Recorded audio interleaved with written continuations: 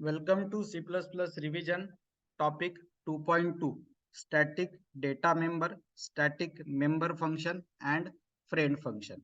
Let's start.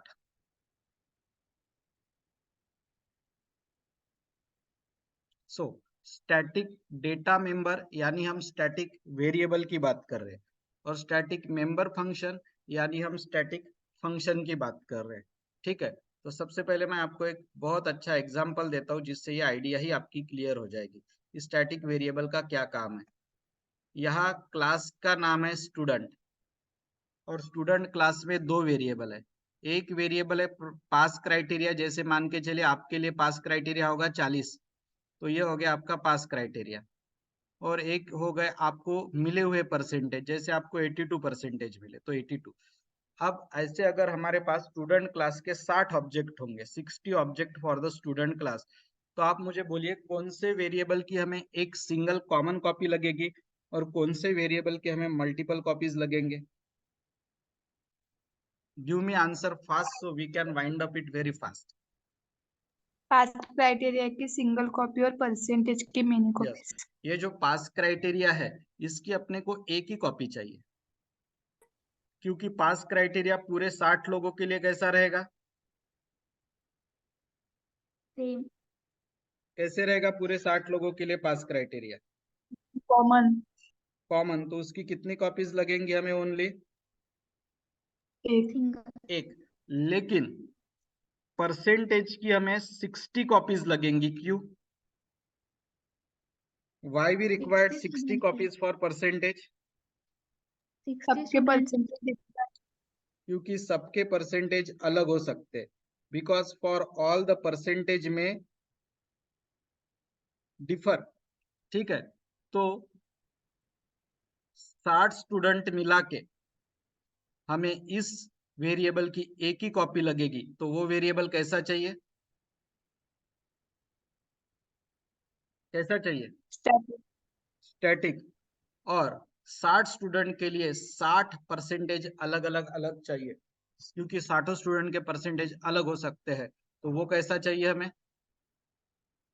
Non static. ठीक है, जब आपको स्टैटिक लेना होता है तब ध्यान रखना वो जो वेरिएबल होता है ना स्टैटिक, उसको क्लास के बाहर रीडिफाइन करना पड़ता है. क्लास के बाहर उस वेरिएबल को रीडिफाइन करना पड़ता है. आप देखिए यहाँ डेटा टाइप है, ये वाला इंटीजर यहाँ फिर से लिखिए, फिर क्लास का नाम लिखिए स्टूडेंट, फिर स्कोप रिजोल्यूशन लिखिए और फिर आपके स्टैटिक वेरिएबल का पास क्राइटेरिया का नाम लिखिए. तो जो स्टैटिक वेरिएबल क्लास के अंदर डिक्लेयर होता है वो क्लास के बाहर रीडिफाइन करना पड़ता है. Data type, class name, scope resolution, static variable name, semicolon, ये उसका सिंटैक्स है. तो ये जो क्वेश्चन आता है when to declare a member of the class static, तो आपको स्टैटिक तब लेना है जब आपको पूरी मिला क्लास के ऑब्जेक्ट मिला के उस वेरिएबल की कितनी कॉपी चाहिए, कितनी कॉपी एक. चाहिए, सिंगल. ठीक है, तब आप स्टैटिक लेंगे. तो अब आपको स्टैटिक मेंबर समझ में आ गया होगा. स्टैटिक डेटा मेंबर यानी स्टैटिक वेरिएबल जो अभी पास क्राइटेरिया था, तो आपको स्टैटिक कीवर्ड लिखना पड़ता है और उनको क्लास वेरिएबल बोला जाता है क्योंकि पूरे क्लास के लिए उनकी सिर्फ एक ही कॉपी बनती है. Characteristics, by default static variable को इनिशियल वैल्यू क्या मिलती है, by default 0. By default static variable को इनिशियल वैल्यू 0 ही मिलती है. स्टैटिक वेरिएबल की सिर्फ कितनी कॉपी बनती है, ओनली 1. 1. ऑब्जेक्ट 100 रहे तो भी स्टैटिक वेरिएबल की copy only 1. Only 1 copy of the static variable will be created. अच्छा, स्टैटिक वेरिएबल का इस्तेमाल सिर्फ कहाँ किया जा सकता है, with with in in the the class. Class. जिस क्लास के अंदर वो डिक्लेयर हुआ है उसी के अंदर उसका यूज होता है, क्लास के बाहर नहीं. लेकिन उसका लाइफ टाइम, मतलब क्लास के बाहर जाने के बाद भी उसकी वैल्यू डिलीट होती है, इरेज होती है क्या, नहीं. नहीं. क्लास के बाहर जाने के बाद भी उसकी वैल्यू इरेज नहीं होती, उसकी वैल्यू डिलीट नहीं होती.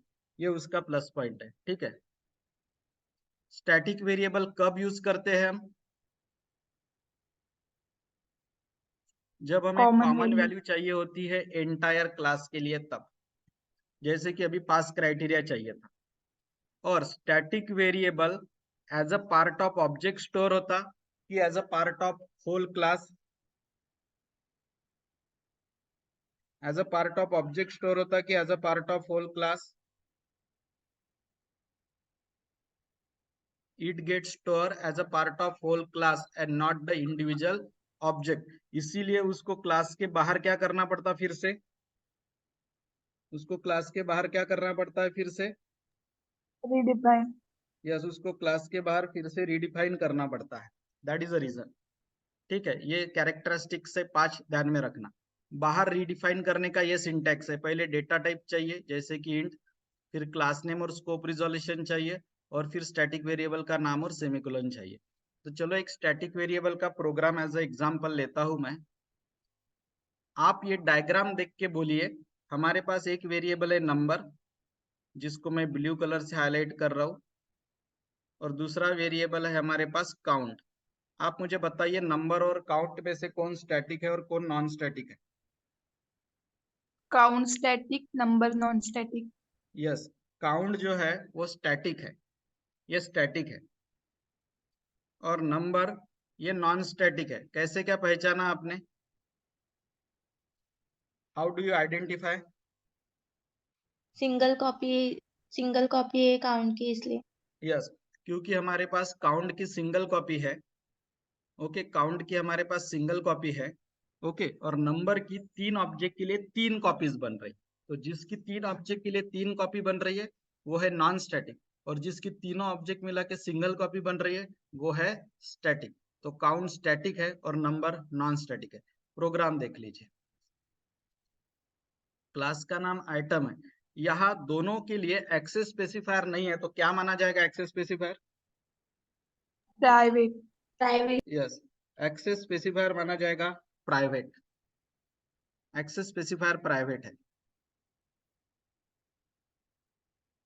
गेट डेटा से 2 काम किए गए। हाँ, तो ये काउंट स्टैटिक है, 3 ऑब्जेक्ट मिला के इसकी सिंगल कॉपी बनेगी, और नंबर की 3 ऑब्जेक्ट के लिए 3 कॉपीज बनेगी। अब गेट डेटा 2 काम कर रहा है।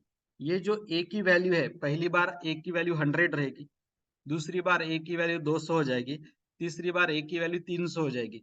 ये ए की वैल्यू वो नंबर को असाइन करेगा। ऑब्जेक्ट 1 का नंबर रहेगा 100, ऑब्जेक्ट 2 का नंबर रहेगा 200, ऑब्जेक्ट 3 का नंबर रहेगा 300, और हर बार काउंट की वैल्यू 1 से बढ़ेगी। भले ही ऑब्जेक्ट 1 के लिए नंबर 100 है, ऑब्जेक्ट 2 के लिए नंबर 200 है, और ऑब्जेक्ट 3 के लिए नंबर 300 है, लेकिन तीनों ऑब्जेक्ट के लिए काउंट की वैल्यू अलग अलग रहेगी कि सेम रहेगी? सेम। यस, काउंट की वैल्यू जब 1 थी तो तीनों के लिए 1, जब 2 होंगी तो तीनों के लिए 2, जब 3 होंगी तो तीनों के लिए 3, और बाय डिफॉल्ट क्या वैल्यू मिली होगी उसको? जीरो। जीरो। 0। ठीक है, गेट काउंट से आप काउंट को प्रिंट कर रहे हो। स्टैटिक मेंबर को क्या करना पड़ता है क्लास के बाहर? रीडिफाइन। रीडिफाइन करना पड़ता है। कितने ऑब्जेक्ट बनाए हमने? 3। तो काउंट की कितनी कॉपी? 1। 1, और नंबर की? 3। शुरुआत में बाय डिफॉल्ट स्टैटिक को कौन सी वैल्यू असाइन होती? जीरो। 0। 0। गेट काउंट से आप काउंट की वैल्यू डिस्प्ले करने वाले हो ना, गेट काउंट से काउंट की वैल्यू डिस्प्ले करने वाले हो। ठीक है, तो तीनों केस में आंसर कितना आएगा? जीरो। 0। तो तीनों केस में काउंट का आंसर कितना आएगा? 0। 0। ये देखो आप, 0 0 0 0 0 0, तीनों केस में काउंट का आंसर 0 ही आएगा। ठीक है, तीनों केस में आंसर विल बी 0। ठीक है, नाउ अब x डॉट गेट डेटा की वैल्यू आपने 100 भेजी, यानी x के लिए नंबर हो गया 100। y डॉट गेट डेटा के लिए आपने 200 भेजी, तो y का नंबर हो गया 200, और z डॉट गेट डेटा के लिए 300 भेजी, तो y का नंबर हो गया 300। तो 3 बार आपने गेट डेटा को कॉल किया है, गेट डेटा को आपने 3 बार कॉल किया है, get data gate data gate data 3 बार कॉल किया। तो तो आप मुझे बोलिए काउंट की वैल्यू कितनी बार बढ़ेंगी? 3 बार, यस, आपने 3 बार कॉल किया तो काउंट की वैल्यू भी कितनी बार बढ़ेगी? 3 बार, यस, काउंट की वैल्यू 3 बार बढ़ेगी। तो अब 3 बार बढ़ेगी तो वो 0 से 1, 1 से 2 और 2 से 3 हो जाएगी। अब आप 3 बार गेट काउंट को कॉल करोगे तो अब तीनों बार क्या प्रिंट होगा? 3, 3 3 3। तो चलो शॉर्ट में बताता हूँ। ये स्टैटिक है, 3 ऑब्जेक्ट मिला के एक कॉपी। ये नॉन स्टैटिक है, 3 ऑब्जेक्ट मिला के 3 अलग अलग कॉपीज। गेट डेटा को कॉल करते वक्त जब आप 100 भेजोगे तो वो x dot number equal to 100 करेगा। 200 भेजोगे तो वो y dot number equal to 200 करोगे। 300 भेजोगे तो z डॉट नंबर 300, यानी x y z तीनों के लिए नंबर की कॉपी अलग अलग अलग 100 200 300। लेकिन तीनों के लिए स्टार्टिंग में काउंट तीनों के लिए 0 रहेगा और आखिरी के वक्त तीनों के लिए 3 हो जाएगा। ठीक है, बाय डिफॉल्ट स्टैटिक को 0 वैल्यू मिलती है। ये वेरिएबल स्टैटिक है तो इसको क्लास के बाहर डिफाइन करना पड़ता है। काउंट क्या करता, गेट काउंट फंक्शन काउंट की वैल्यू डिस्प्ले करता है। स्टार्टिंग में आपने जब 3 ऑब्जेक्ट बनाए और गेट काउंट को कॉल किया तो तीनों बार क्या प्रिंट होगा? तीनों बार क्या प्रिंट होगा? 0, 0, यस, ऑल 3 टाइम 0 0 0 ही प्रिंट होगा, तीनों बार 0 प्रिंट होगा। अब आपने गेट डेटा को कॉल किया है एक्स वाई जेड के लिए, यानी ये फंक्शन आपने 3 बार कॉल किया तो काउंट की वैल्यू कितनी बार बढ़ेगी? कितनी बार बढ़ेगी काउंट की वैल्यू? 3 बार, 3 बार। अब जब आप प्रिंट करोगे गेट काउंट तो तीनों बार क्या प्रिंट होगा गेट काउंट? 3, तीनों बार क्या प्रिंट होगा? 3 3 3। शुरुआत में तीनों के लिए 0, बाद में तीनों के लिए 3। तो ये हो गया स्टैटिक डेटा मेंबर। इनकी एक ही कॉपी बनती है भले ऑब्जेक्ट आप कितने ही बनाओ। अब हम इसमें का टॉपिक नंबर 2 ले रहे और वो टॉपिक नंबर 2 है स्टैटिक मेंबर फंक्शन। फंक्शन भी स्टैटिक रह सकते हैं, जैसे कि यहाँ कौन सा फंक्शन स्टैटिक है? Show count. Show count. अगर फंक्शन स्टैटिक है तो उसके कुछ कैरेक्टरिस्टिक्स है। कैरेक्टरिस्टिक्स नंबर 1, अगर फंक्शन स्टैटिक है, जैसे यहाँ शो काउंट नाम का फंक्शन स्टैटिक है, तो उसके अंदर यूज होने वाले वेरिएबल या इस फंक्शन के अंदर आप और किसी फंक्शन को कॉल करते थे तो वो वेरिएबल और फंक्शन दोनों क्या होना नेसेसरी है? Static static. Member. In short मुझे ये बोलना है, स्टैटिक फंक्शन के अंदर यूज होने वाले वेरिएबल और फंक्शन भी क्या चाहिए? Static, static. स्टैटिक ही चाहिए। नंबर 2, स्टैटिक फंक्शन को कैसे कॉल करते हैं? देखो मैं समझाता हूँ आपको। अगर नॉर्मल मेंबर फंक्शन रहा ना तो ऐसा कॉल होता, ऑब्जेक्ट डॉट फंक्शन, ये नॉर्मल हो गया। और स्टैटिक रहा तो ऐसा कॉल होता, class name scope resolution function. Difference समझ में आ गया? स्टैटिक रहा तो कॉल कैसे करेंगे, सॉरी नॉन स्टैटिक रहा तो कैसे कॉल करेंगे? Object dot function name, object dot function name से कॉल करेंगे स्टैटिक रहा तो। ठीक है, स्टैटिक रहा तो ऑब्जेक्ट डॉट फंक्शन नेम ऐसा कॉल करेंगे आप। ठीक है, सर स्टैटिक नहीं रहा तो हाँ स्टैटिक नहीं रहा तो। और स्टैटिक रहा तो class name class resolution. Resolution and function name. So do you understood? Okay, ये जो है नॉन स्टैटिक को कॉल करने की टेक्निक है, ये जो है स्टैटिक को कॉल करने की टेक्निक है। नेक्स्ट, अगर फंक्शन स्टैटिक रहा तो वो क्या नहीं रह सकता? Virtual. Yes, virtual function cannot be static. Static member function को कौन सा पॉइंटर अलाउड नहीं है? This pointer. और एक क्लास में अगर दो फंक्शन है, शो शो, दो के नाम सेम है, एक क्लास में दो फंक्शन के नाम सेम रह सकते हैं, इसको आप ओवरलोडिंग बोलते हो। अगर एक ही क्लास में दो फंक्शन के नाम शो है तो उस दो में से एक स्टैटिक है और एक नॉन स्टैटिक है, चलेगा क्या? नो, एक तो दोनों स्टैटिक चाहिए, नहीं तो दोनों नॉन स्टैटिक, नॉन स्टैटिक चाहिए। ठीक है, तो स्टैटिक मेंबर फंक्शन के अंदर यूज होने वाले सभी वेरिएबल और फंक्शन भी स्टैटिक लगेंगे। स्टैटिक फंक्शन को कॉल करने का सिंटैक्स है class name scope resolution function name.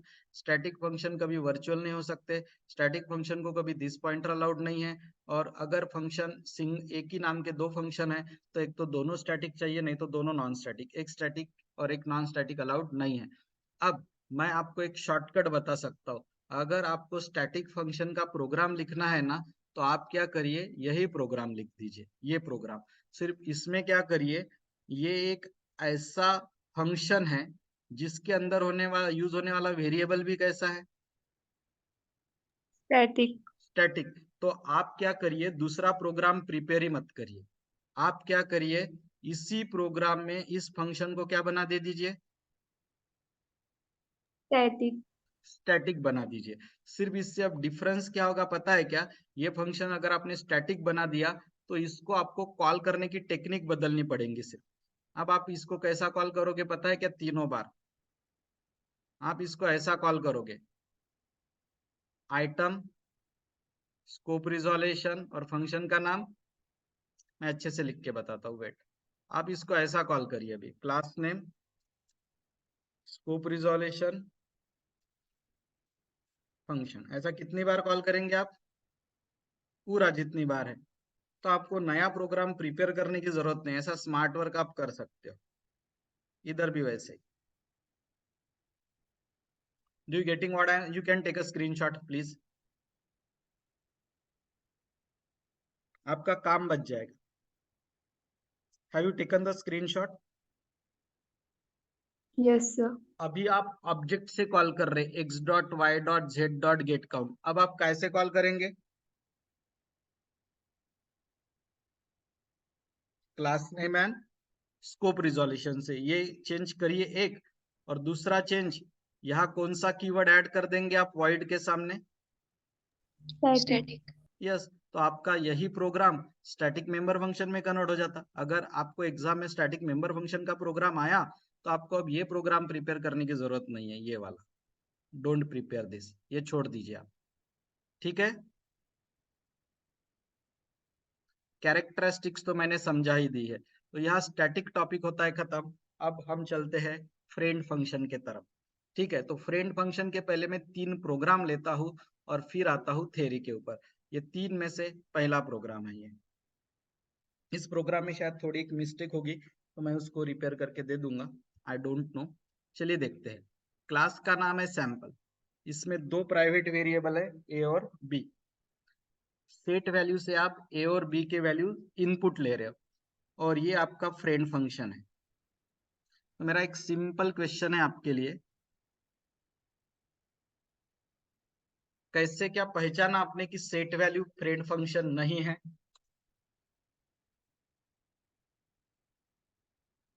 क्योंकि उसके सामने फ्रेंड कीवर्ड नहीं है, और जिसके सामने फ्रेंड कीवर्ड है वो आपका फ्रेंड फंक्शन है।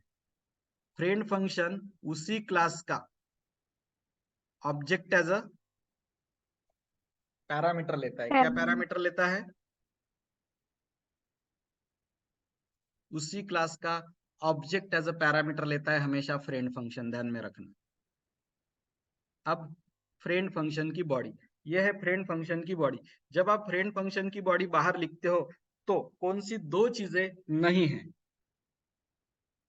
कौन सी 2 चीजें नहीं क्लास है, name and scope resolution. Yes.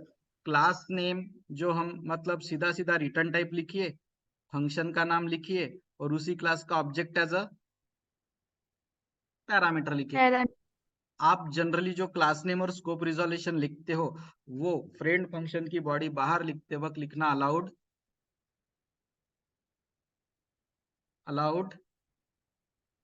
नहीं है, नहीं है, ठीक है। और ये मेंबर फंक्शन था तो इसने ए बी का यूज करते वक्त ऑब्जेक्ट यूज किया कि डायरेक्ट किया, डायरेक्ट। डायरेक्ट। लेकिन यही फ्रेंड फंक्शन है तो इनको ए और बी का यूज करने के लिए क्या यूज करना पड़ा, object. Object and dot, am I right, yes sir. Object और डॉट का यूज करना पड़ा। यानी कौन डायरेक्टली यूज कर सकता है प्राइवेट वेरिएबल?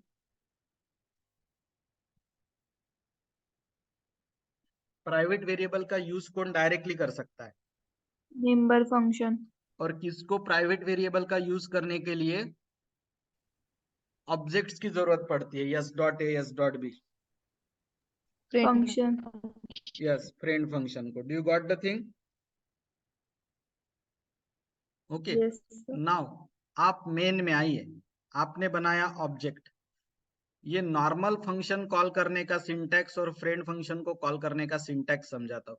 नॉर्मल फंक्शन ऐसा कॉल होता है, ऑब्जेक्ट डॉट फंक्शन, ये हो गया नॉर्मल फंक्शन। और फ्रेंड फंक्शन ऐसा कॉल होता है, सिर्फ फंक्शन और object as a parameter. Difference समझ में आया?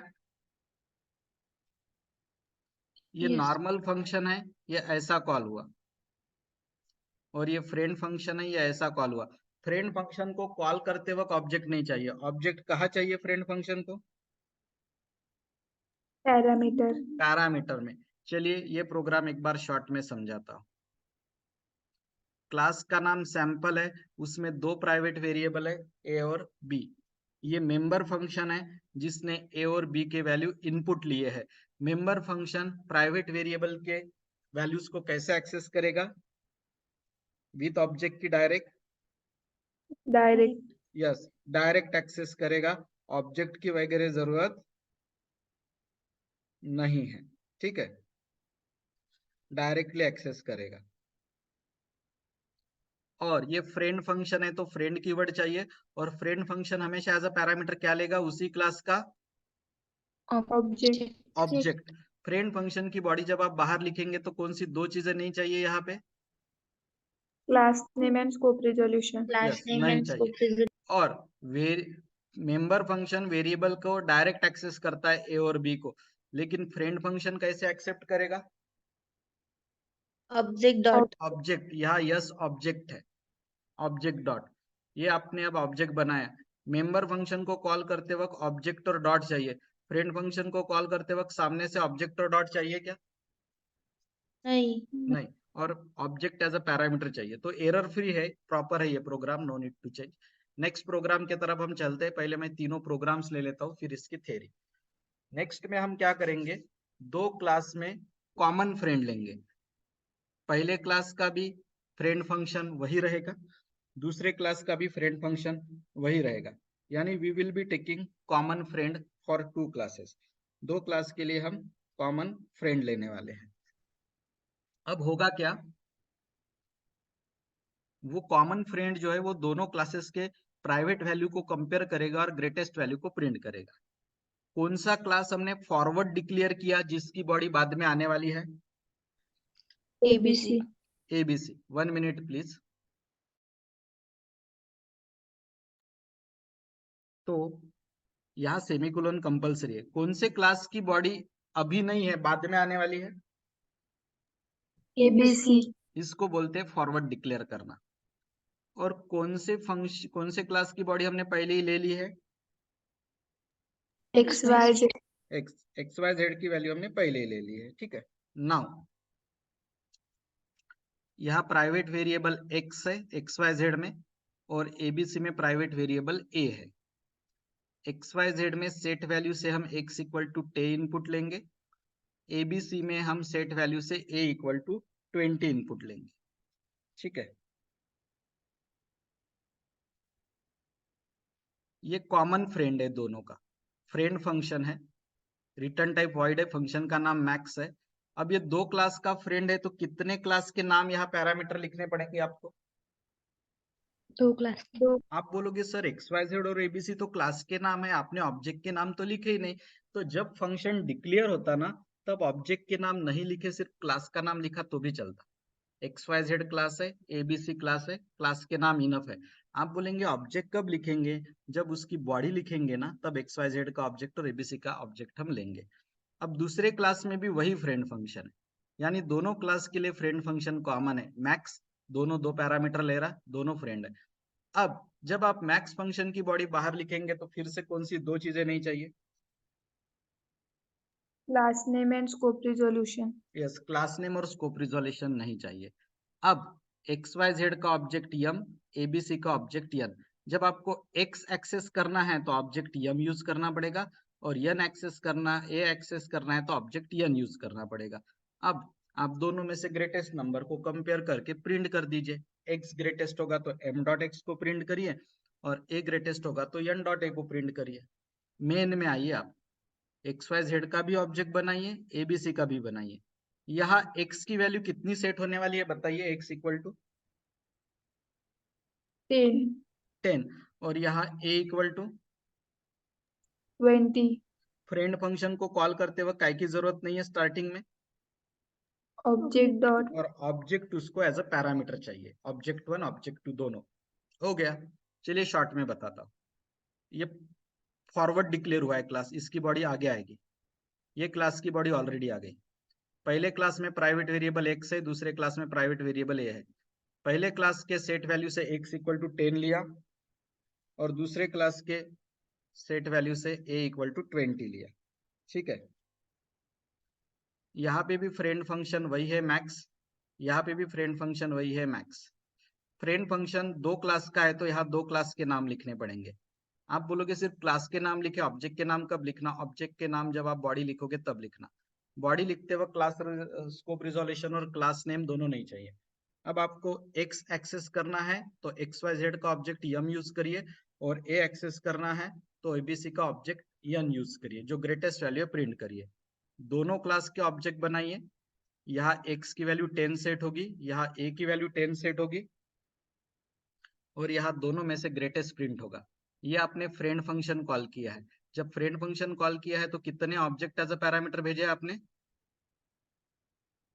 2। क्योंकि वो दो क्लास का फ्रेंड है। अब फ्रेंड फंक्शन में तीसरा और आखिरी प्रोग्राम, इसमें हम कॉल बाय रेफरेंस यूज करेंगे। कॉल बाय रेफरेंस में हम ऑब्जेक्ट भेजेंगे कि ऑब्जेक्ट का एड्रेस? ऑब्जेक्ट का address. Yes, call by reference में ऑब्जेक्ट का एड्रेस भेजते हैं।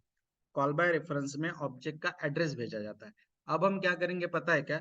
एक क्लास की प्राइवेट वैल्यू दूसरे क्लास में भेजेंगे, और दूसरे क्लास की प्राइवेट वैल्यू पहले क्लास में भेजेंगे। यानी हम दोनों के वैल्यू को स्वैप करेंगे। स्वैप करना यानी इस एड्रेस की वैल्यू उस एड्रेस में जानी चाहिए, उस एड्रेस के क्लास की वैल्यू इसमें आनी चाहिए। तो जब आपको एड्रेसेस चेंज करना है तो ये कॉल बाय वैल्यू से नहीं होगा, ये कॉल बाय रेफरेंस, यानी आपको एड्रेसेस पास करने पड़ेंगे ऑब्जेक्ट के। देखिए, पिछला प्रोग्राम ग्रेटेस्ट ऑफ 2 नंबर था, ये स्वैपिंग ऑफ 2 नंबर है। फॉरवर्ड डिक्लेयर हुआ है class ABC, class ABC forward declare है। XYZ में वेरिएबल x है, ABC में वेरिएबल a है। XYZ में सेट वैल्यू से x इक्वल टू 10, ABC में सेट वैल्यू से a इक्वल टू 20। XYZ के पुट वैल्यू से x प्रिंट, ABC के पुट वैल्यू से a प्रिंट। ये कॉमन फ्रेंड फंक्शन है। पिछले प्रोग्राम के कंपैरिजन में कहाँ चेंज दिख रहा है आपको? एड्रेस। कहाँ चेंज दिख रहा है?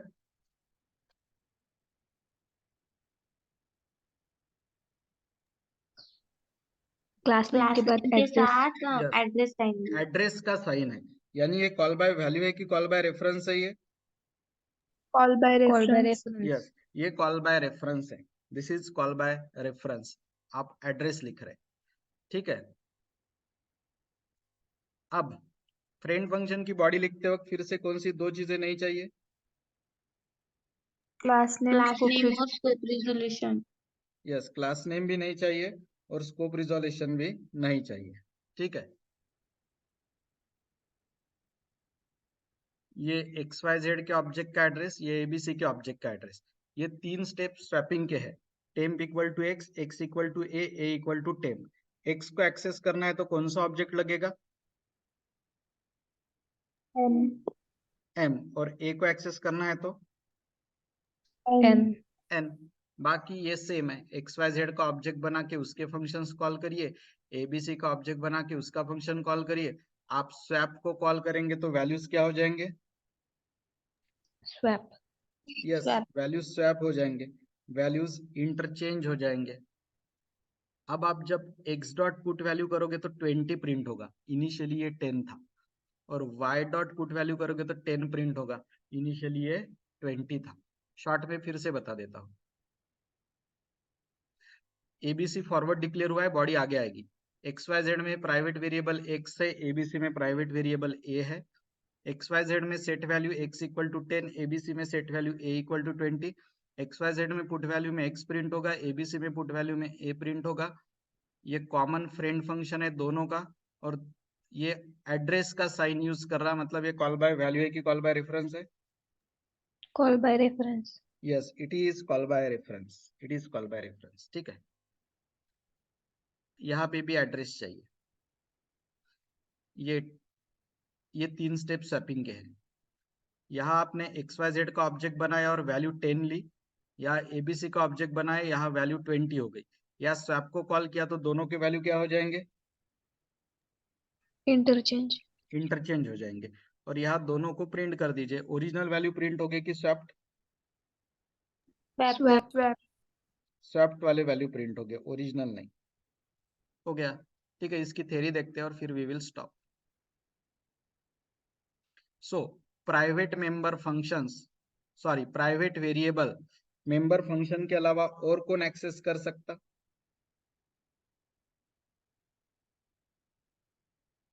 प्राइवेट वेरिएबल्स को मेंबर फंक्शन के अलावा फ्रेंड फंक्शन भी एक्सेस कर सकता है।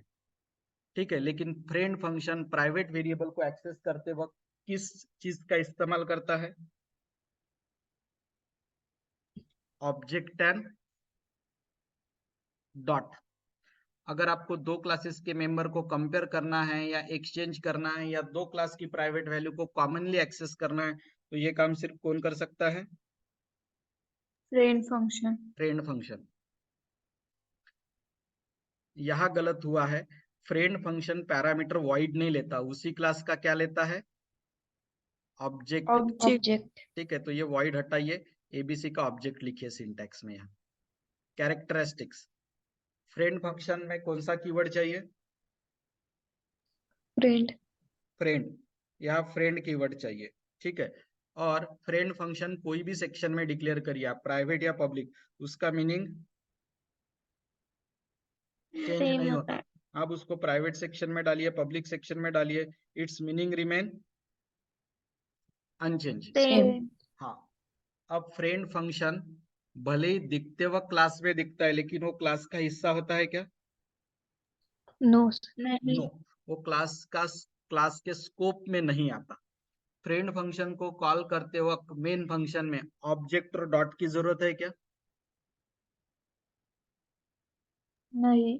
नहीं, वो ऑब्जेक्ट एज अ पैरामीटर लेता है। Yes, yes. Yes. उसको पब्लिक में डिक्लेयर करो, प्राइवेट में डिक्लेयर करो, कोई फर्क नहीं पड़ेगा। और वो हमेशा पैरामीटर क्या लेता है? उसी क्लास के Object. ऑब्जेक्ट। ठीक है, अब मैं आता हूं एक क्लास का मेंबर फंक्शन। जैसे फंक्शन 1 किसका मेंबर फंक्शन है? Class class X. एक। यस, तो वो फ्रेंड फंक्शन भी रह सकता है किसी और क्लास का। एक क्लास का मेंबर फंक्शन किसी और क्लास का क्या रह सकता है? Friend function. Friend function, it is allowed. Friend class. अब क्लास एक्स क्लास जेड का फ्रेंड है, यानी क्लास एक्स में अगर 5 फंक्शन आते होंगे तो पांचों फंक्शन किसके फ्रेंड फंक्शन हो गए? Class Z. क्लास जेड के। अगर क्लास एक्स में 5 फंक्शन है और क्लास एक्स क्लास जेड का फ्रेंड क्लास है, तो क्लास एक्स के पांचों फंक्शन क्लास जेड के क्या हो गए? Friend function. एक सिंपल एग्जांपल से समझाता हूं। मान के चलिए, जैसे आप, आपके घर में 4 मेंबर है, उसमें से सिर्फ आप किसी और फैमिली के किसी एक पर्सन के फ्रेंड है, तो ये फ्रेंड फंक्शन हो गया।